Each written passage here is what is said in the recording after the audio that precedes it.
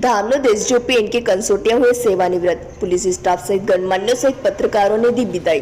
पुलिसकर्मियों से बांटे अपने कार्य के अनुभव। धामनोद आज वर्ष का अंतिम दिन होने से नगर के सभी लोग इस वर्ष 2020 को जहां विदाई देने में लगे हुए हैं, वहीं आगामी वर्ष 2021 के आने की खुशियां मनाने की तैयारियां करने में जुटे हैं। उसी माहौल के बीच नगर के पुलिस विभाग के धामनोद एसडीओपी इनके कंसोटिया ने भी अपने जीवन के 34 साल पुलिस विभाग में सेवा देकर बिताए। उम्र की दहलीज के पड़ाव पर आकर पुलिस विभाग की तरफ से उन्हें आज के दिन सेवानिवृत्त किया गया। सेवानिवृत्ति के अवसर पर नगर पुलिस थाने पर उनकी विदाई के लिए एक छोटा सा आयोजन आयोजित किया गया, जिसमें धामनोद मांडव एवं नालचा थाने के अधिकारियों सहित नगर के कुछ गणमान्य एवं पत्रकार मौजूद थे। मीडिया ने श्री कंसोटिया से चर्चा में पुलिस विभाग के साथ उनके सेवा काल का विवरण जाना। सन 1958 में जन्मे श्री कंसोटिया अपनी पढ़ाई लिखाई के बाद सबसे पहले 1984 में पुलिस सब इंस्पेक्टर की पोस्ट पर खरगोन जिले के बिकन गांव में पदस्थ हुए, जहां से जिम्मेदारियों का बोझ उनके कंधों पुलिस विभाग ने डाला था, जिसे हंसते हंसते पूरी जिम्मेदारी के साथ अपने काम को अंजाम देते चले गए। कई जगह उनको तबादले हुए। ये यूं कहे कि अपने सेवा काल में करीब आधा मध्य प्रदेश ही घुमा डाला। उन्होंने चर्चा में बताया कि वर्ष 1990 से 91 मेरे जीवन का एक महत्वपूर्ण समय था, जब मैं सेंधवा में पदस्थ था। उस समय एक कुख्यात अपराधी का बहुत ही आतंक फैला हुआ था। इस कुख्यात बदमाश के कई अपराध अलग अलग थानों में दर्ज थे। लोग इसके भय से कांपते थे। इसी दौरान उस बदमाश द्वारा पुलिस के एक सब इंस्पेक्टर पर हमला कर उसे गंभीर घायल कर दिया था। उस बदमाश का एनकाउंटर करने के बाद क्षेत्र के नागरिकों को उसके आतंक से मुक्ति मिली थी। उन्होंने ऐसे कई अनुभव पत्रकारों और अपने अधीनस्थ पुलिस कर्मचारियों के साथ मिलकर बांटे। उनका कहना था कि पुलिस की नौकरी में कर्मचारियों पर मानसिक तनाव तो काफी रहता है, परंतु उसे हंसते हंसते दूर करना ही सच्चे पुलिसकर्मी की कला कहलाती है। अंत में उन्होंने कहा कि मुझे मेरी सेवानिवृत्ति होने का इतना गम नहीं है जितना इन कर्मचारियों से बिछड़ने का रहेगा। मेरे इस 34 साल के सेवा काल में जितना समय मैंने अपने सह कर्मचारियों के साथ बिताया है, ये सभी अब मुझे अपने परिवार का हिस्सा ही लगने लगे हैं। इनसे बिछड़ने का दुख मुझे रहेगा।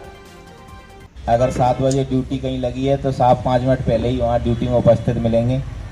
और कई बार क्या है कि जो काम मेरा है वो खुद कर देते थे।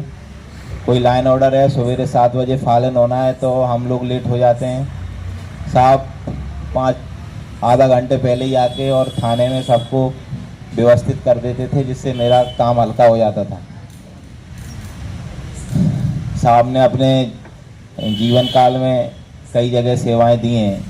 उसमें खंडवा है, खरगोन है, पूर्व में बड़वानी भी उसी का हिस्सा था, वहाँ भी रहे, भोपाल, इंदौर, धार। एक चीज़ और बता दूं कि साहब ने अपने जीवन काल में एक ऐसे व्यक्ति का एनकाउंटर किया था सेंधवा में, जिसका आतंक इतना ज़्यादा था कि लोग बाग बहुत परेशान थे। आलम नाम का गुंडा था, जिसके क्राइम अगर आप सुनेंगे तो महसूस करेंगे कि किसी भी के घर में घुस जाना, रंगदारी वसूलना, व्यापारी लोगों से किसी भी महिला का बलात्कार कर देना, और एक अपने सब इंस्पेक्टर पे भी हमला कर चुका था। उसको साहब ने अपने ड्यूटी के दौरान मिला और उसको गोली मार दी थी। ऐसे कई उदाहरण हैं। अपन एक उदाहरण ये भी दे सकते हैं कि अभी जो मैंने महसूस किया कि कोरोना काल में भी बहुत चैलेंजिंग जॉब थी। यहाँ आसपास बहुत ज़्यादा कोरोना फैला था, लेकिन धामनोद को सुरक्षित करने में साहब की बहुत महत्वपूर्ण भूमिका रही। जो शक्ति साहब ने दिखाई, और फिर मैं यहाँ ज्वाइन हुआ तो मैंने अनुकरण किया। उससे क्या है कि लोगों में अपने यहाँ बहुत कम कोरोना के केस बढ़े थे शुरू में की है।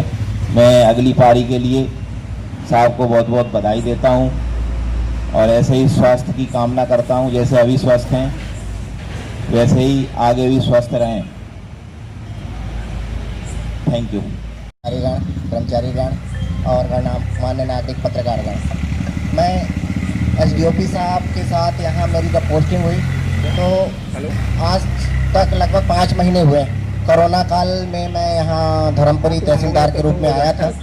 तब यहाँ काफ़ी लॉकडाउन चल रहा था, और लॉकडाउन के समय ही साहब से हमारा यहाँ अच्छा परिचय प्राप्त हुआ।